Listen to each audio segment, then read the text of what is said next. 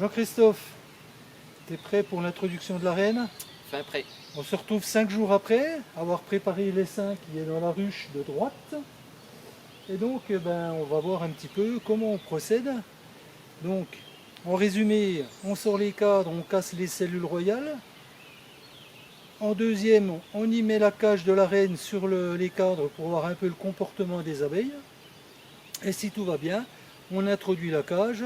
On va voir ça ensemble sur le terrain. C'est parti. Bon, celle-ci, on se rappelle qu'on avait secoué une ruche bourdonneuse et que normalement les butineux sont revenus à la ruche là.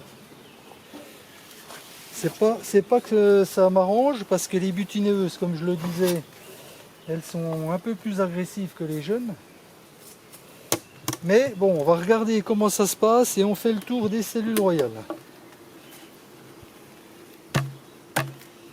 Voilà, il y a quand même du monde. On va le mettre par là, pas que ça gêne, ouais.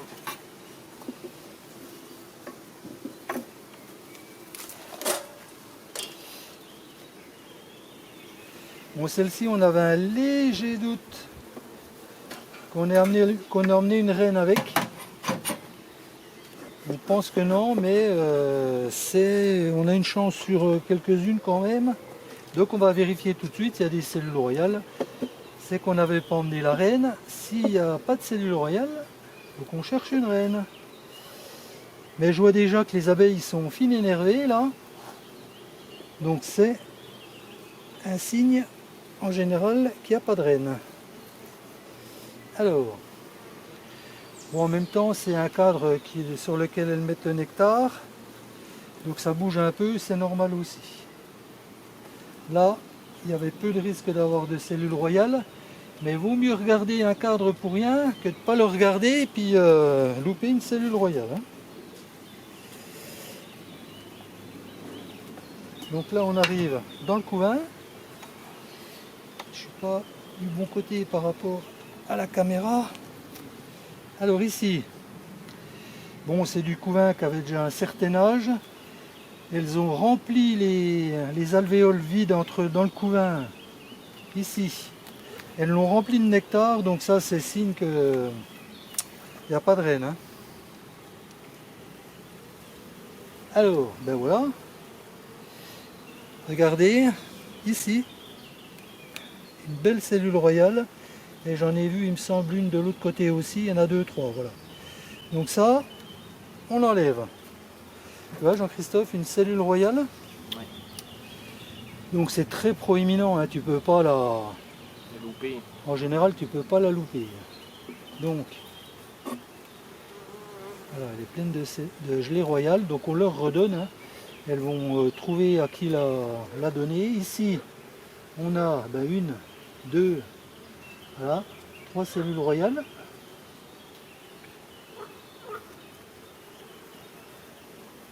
Alors ne pas en rater une. Hein.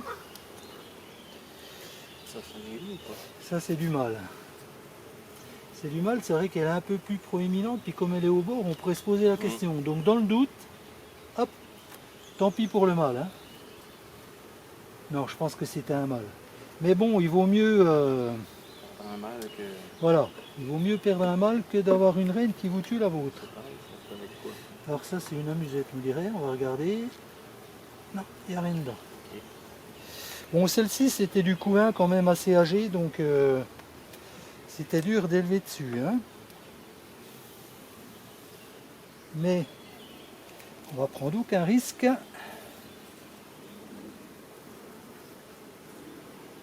Il y en a. T'as vu? C'était celui de l'autre côté. Oui, c'est pareil que de l'autre côté. Elle nous a ramené du... Alors, pas être pressé hein, pour faire ça. Allez, encore une là.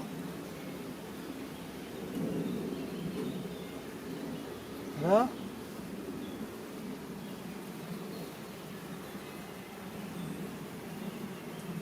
Ça c'est du mâle, ça c'est du mâle. On va quand même s'assurer qu'elles n'en aient pas planqué un mâle.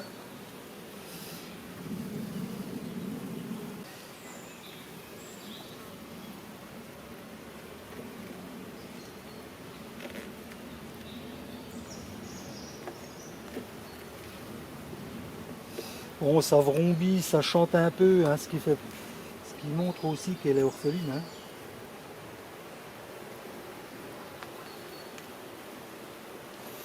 Alors celui-ci, il y en a une là, ici. Attends, je vais me mettre là pour être sûr d'être dans le champ. Ici. Voilà. Ça c'est fait. Ça. Non, c'est un vieux truc.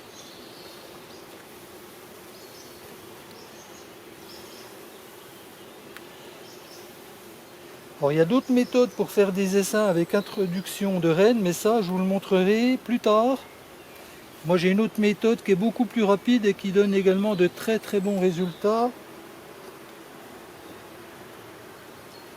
Encore une là. Encore une là.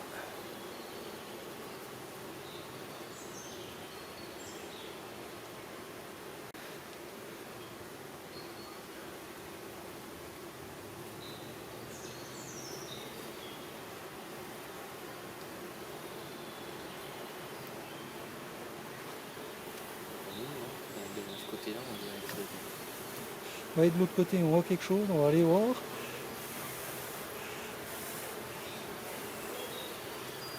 On part toujours bien en dessous. Hein. Puis quand il y a un tas d'abeilles, bien les faire partir pour être sûr qu'elles n'en cachent pas une. Hein. Alors ici, je pense que c'est une amusette, je pense. Hein. Parce que sur le côté comme ça, il n'y a pas de raison qu'il y ait d'œufs. Mais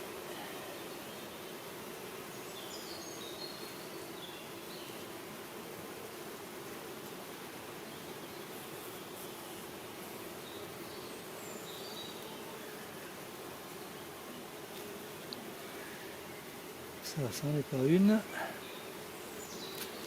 Non. Bon ben, ça a l'air bon. ça a l'air bon. Hein. Regardez sur les côtés. On va quand même regarder le dernier cadre, même si normalement c'est un cadre de nourriture. Des fois que la reine a eu l'idée de pondre 2-3 œufs dedans.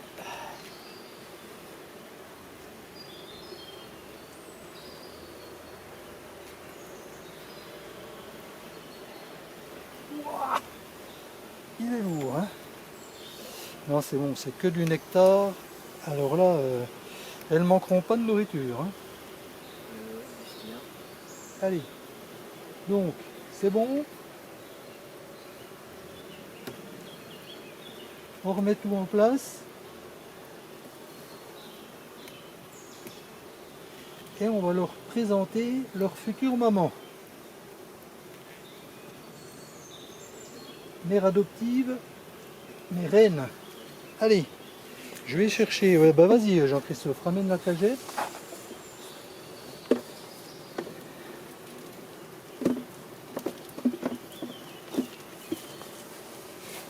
Alors ça, on va l'enlever.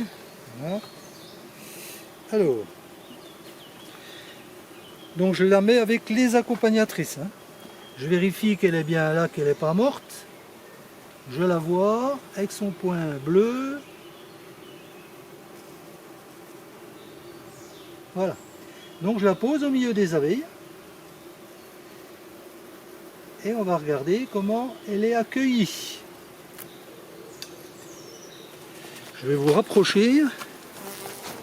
Voilà, donc là, je vous ai fait un gros plan.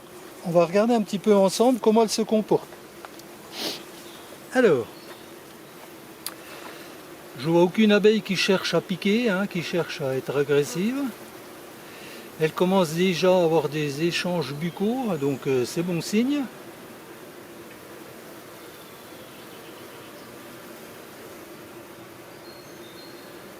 Elles n'ont pas mis longtemps pour repérer la future reine. Hein. Ouais, elle communique aussi avec les autres abeilles, pas qu'avec la reine, hein. C'est vrai que c'est pas mal.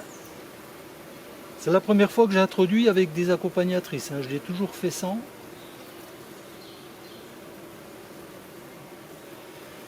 Ce qui serait bien, c'est qu'il y en a une ou deux qui se mettent à battre le rappel pour dire c'est là qu'elle est. Mais là, on voit aucune agressivité. Vous allez me dire comment on voit qu'elles sont agressives. Ben, avec leur abdomen, elles essayent de passer à travers les petits trous d'aération de la cagette pour piquer les autres dessous. Donc là, on voit aucun abdomen qui cherche à piquer. Au contraire, je vous dis, c'est que des échanges buccaux.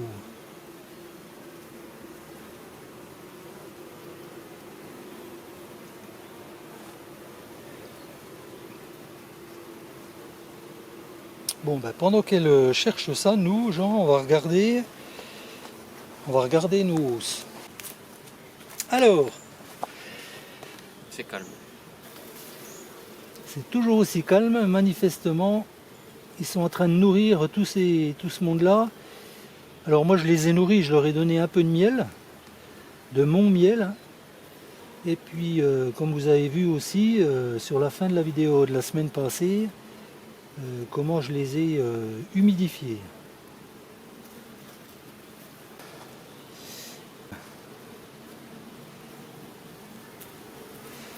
Alors, la petite cage est là. Une fermeture, ici, pour être sûr que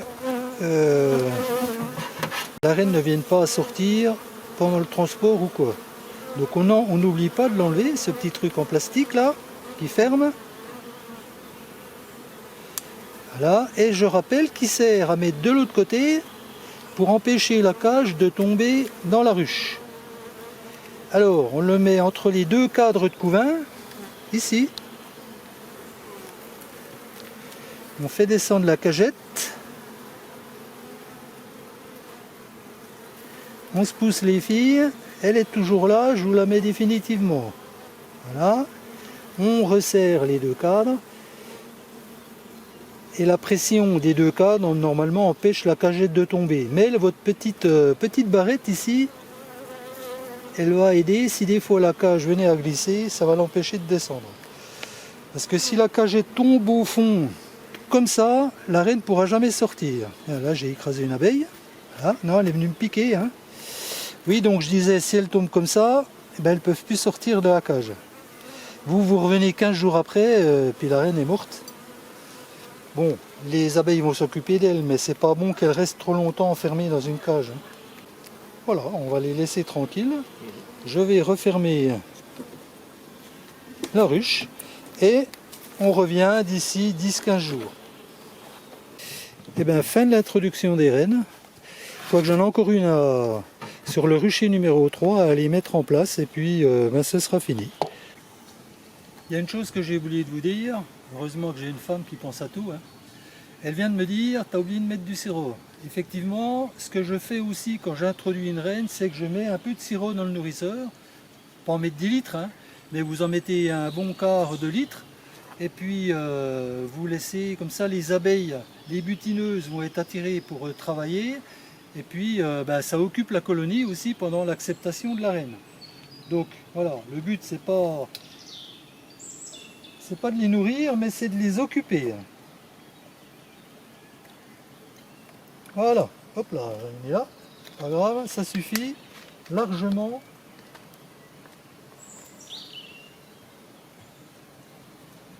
Je vais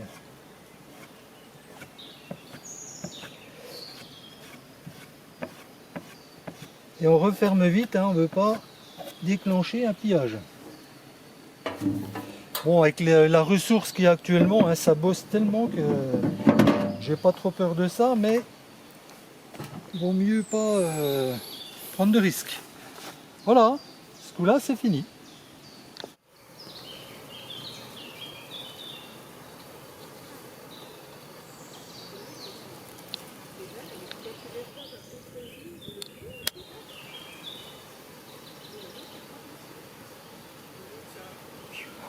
Ça bosse là, hein?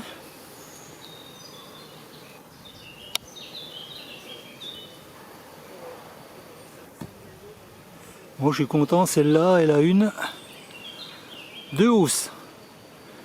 Et si tout va bien, la semaine prochaine, j'en mets une troisième.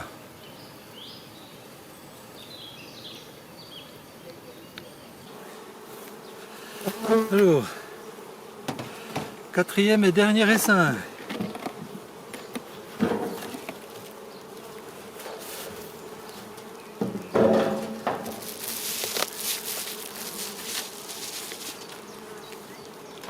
Voyons voir ce que ça dit.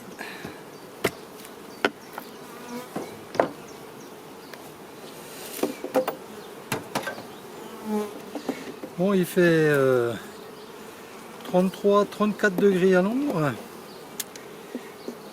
Grosse chaleur.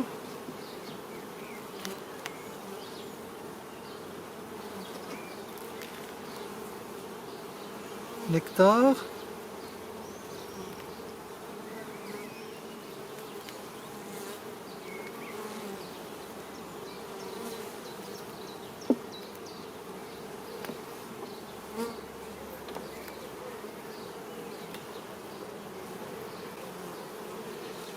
Donc ici, beaucoup d'abeilles sont nées.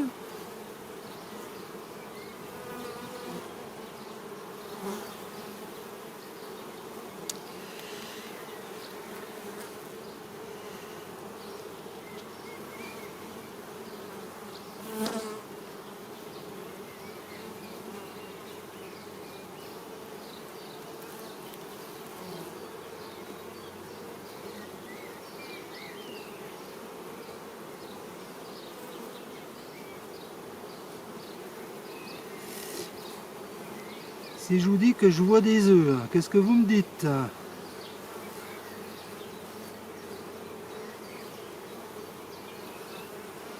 Et il n'y a qu'un œuf par cellule.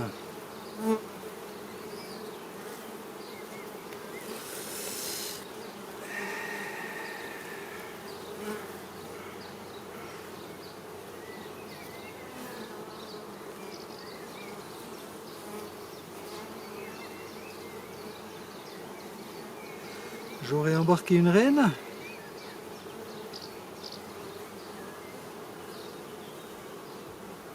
Là, c'est plein d'œufs aussi.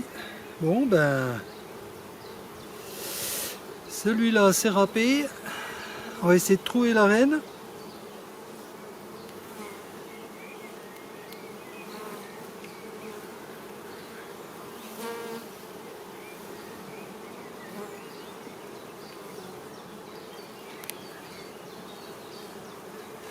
Alors, je me trompe pas, c'est bien celle-là que j'ai fait un essaim, la rouge, oui.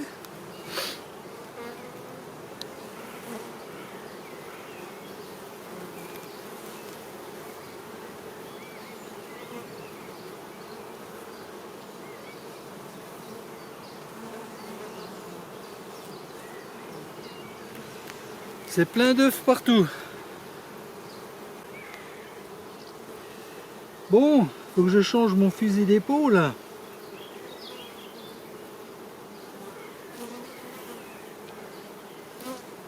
J'aimerais bien la retrouver quand même parce que faut que je regarde sur quelle ruche j'ai pris des cadres. Ah. Bon, il n'y a aucune cellule royale. Bon, ok. Donc c'est râpé là. Il faut que je trouve dans quelle ruche j'ai pris la reine. Et je vais faire l'inverse, hein. Je vais l'introduire dans la ruche où j'ai pris la reine. Alors ça, c'est la meilleure. Hein. Bon, allez. J'en entends déjà dire, erreur de débutant. Donc oui, j'ai commis l'erreur. Donc c'est un beau cas d'école pour ceux qui voudraient un petit peu pratiquer ce genre d'opération, hein, introduction de reine suite à la création d'un essaim. Donc je viens de visiter celle-là, il n'y a pas de cellule royale et il y a plein d'œufs. Donc j'ai emmené une reine, donc j'avais cette ruche-là et la ruche du fond là-bas, bleue, dans lesquelles j'ai pris un cadre.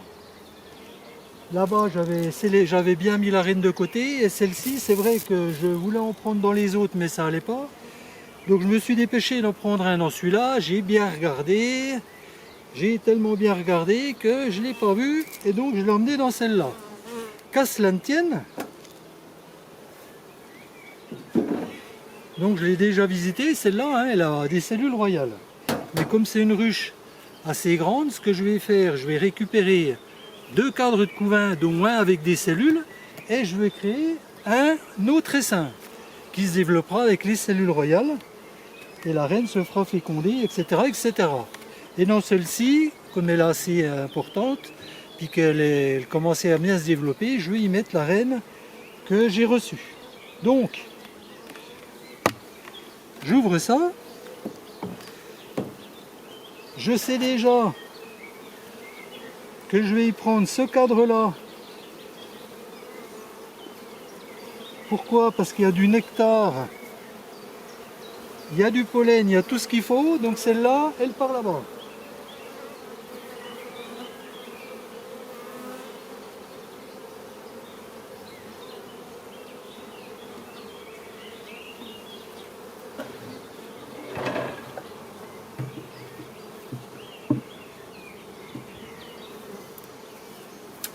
Donc comme d'habitude, hein, j'y mets le cadre, je mets le couvre-cadre et je laisse les butineuses partir si elles le veulent. Donc celui-là, c'est un cadre de nourriture, donc je vais recommencer à regarder mes cadres pour être sûr.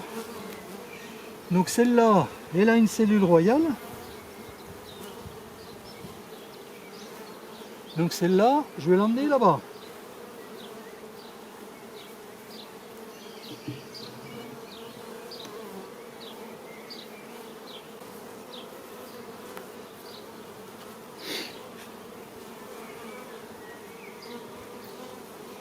Ce cadre-là,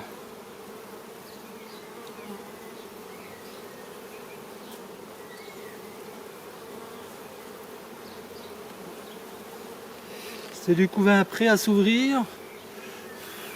Donc surtout, on ne fait pas l'erreur d'en oublier une. Hein.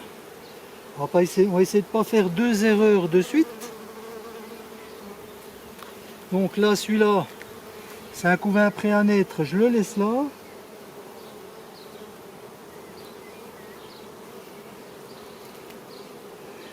Celui-là, il a également des cellules royales. Donc je l'embarque.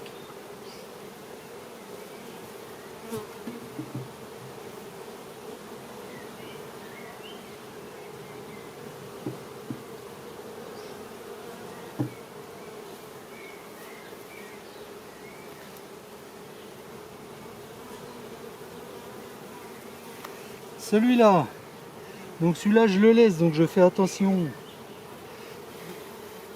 qu'il n'y ait pas des cellules royales qui soient cachées quelque part.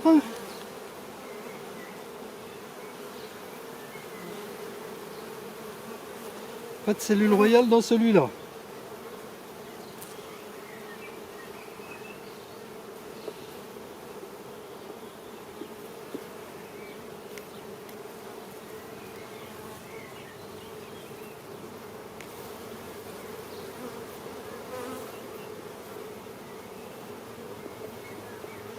Bon, vu l'épaisseur du cadre, je ne peux pas le mettre là, parce qu'il touche l'autre. Celui-là est tellement épais. Donc ce que je vais faire, je vais y intercaler. Je sais que c'est pas bien, mais j'ai pas le choix.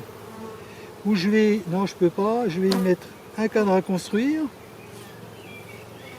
Ce que je vais faire, je vais aller chercher un cadre construit, que je vais mettre ici, et je lui mets encore un cadre à construire au bout.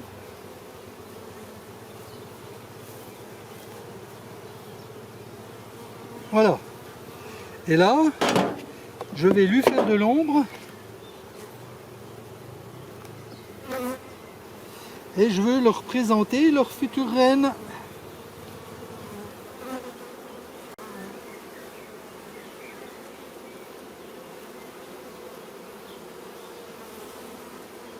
Je regarde le comportement. Hein.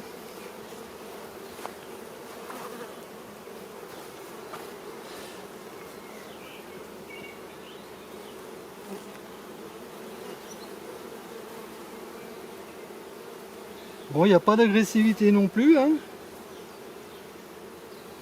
Échanges buccaux, toujours. Alors, pendant qu'ils font connaissance, moi je vais chercher 2 cadres construits. Il y a du monde, mais c'est calme. Donc, je leur mets un cadre où la reine va pouvoir pondre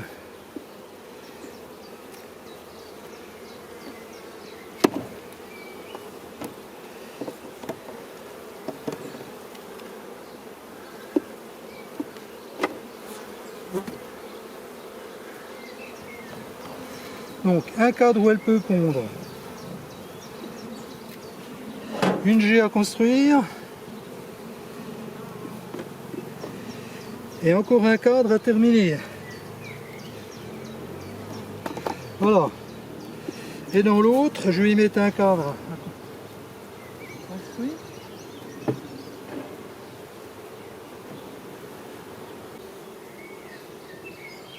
Celui-là c'est fait.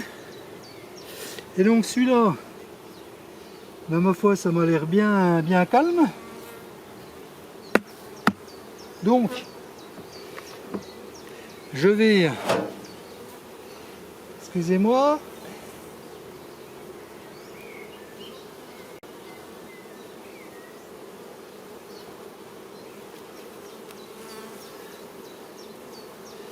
donc toujours pareil, hein, on casse la petite que l'on met de l'autre côté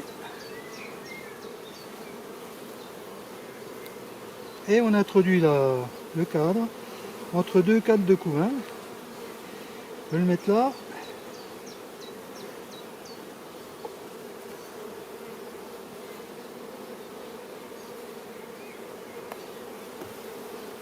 Voilà.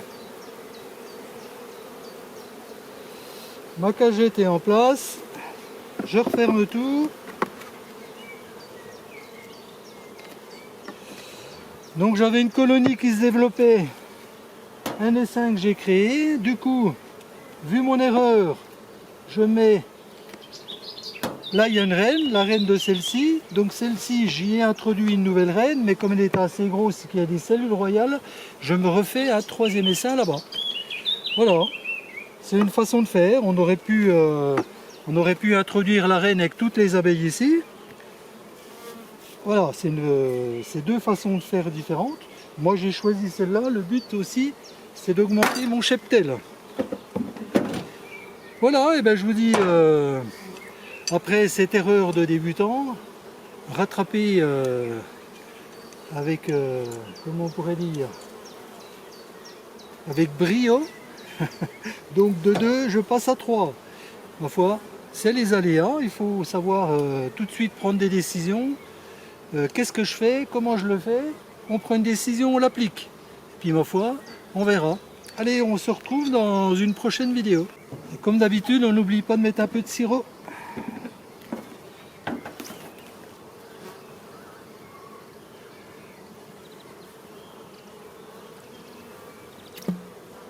Juste un peu, hein.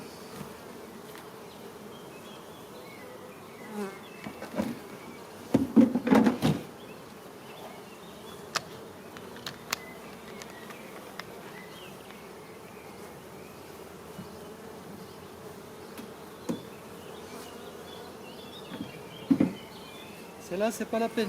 Allez, hop. On rentre, il fait trop chaud.